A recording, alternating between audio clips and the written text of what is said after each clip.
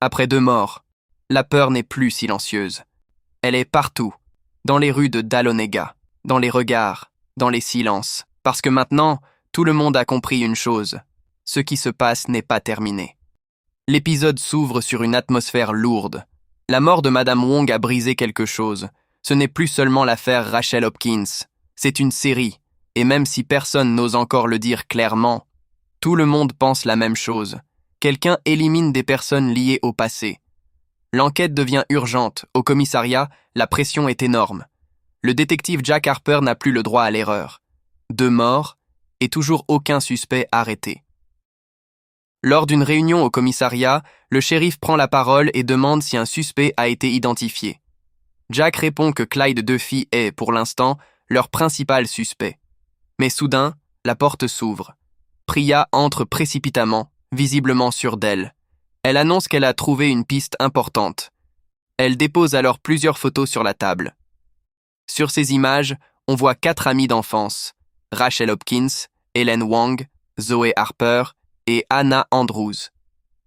Les photos remontent à 2004, à l'époque où elles étaient élèves à l'école Sainte-Hilary. Priya attire leur attention sur un détail précis. Sur l'une des photos, les 4 filles portent exactement les mêmes bracelets au poignet. Ces bracelets sont identiques à ceux retrouvés sur les victimes, un lien entre le passé et les meurtres.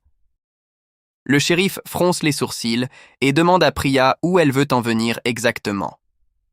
Priya prend une seconde, puis explique calmement qu'elle pense que ces 4 femmes sont passées d'amies très proches, à de véritables rivales. Mais ce qui reste à comprendre, c'est pourquoi. Jack, un peu sceptique, intervient. Il lui demande si elle est sérieusement en train de suggérer qu'une simple rivalité d'adolescentes, née d'une dispute vieille de 20 ans, pourrait être à l'origine de tout ça. Priya soutient son opinion et répond sans hésiter. Oui.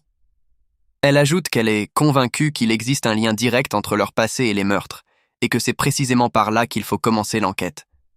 Le shérif lui demande alors de préciser ce qu'elle veut dire.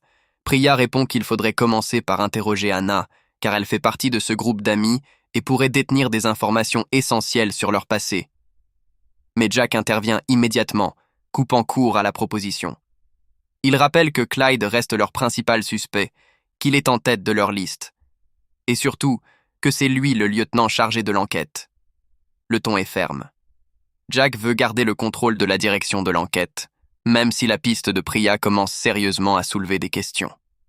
Le shérif les regarde tour à tour, visiblement surpris, et leur demande s'ils sont en train de suivre 2 pistes différentes. Jack, un peu pris de court, répond qu'il vient tout juste de le comprendre lui aussi. Priya, de son côté, assume pleinement. Elle explique qu'elle a mené ses propres recherches.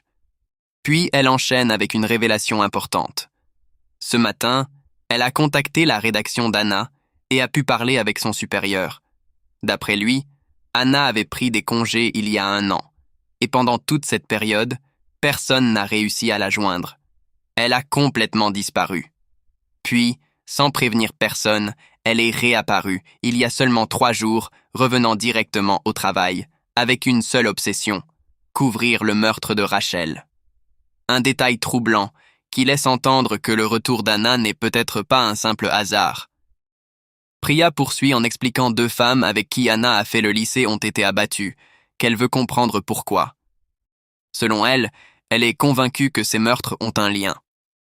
Jack intervient aussitôt pour nuancer. Il rappelle que Rachel et Helen ont côtoyé beaucoup d'autres filles à l'époque, puisque c'était une école exclusivement féminine.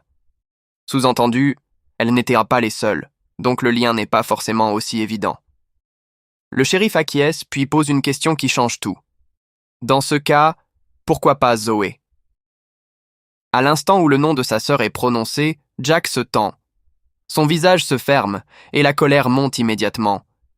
La discussion prend une tournure beaucoup plus personnelle, et Jack, cette fois, a du mal à garder son calme, la colère prend le dessus. Il affirme avec fermeté que le principal suspect reste Clyde et que ni Anna ni Zoé ne sont des suspectes.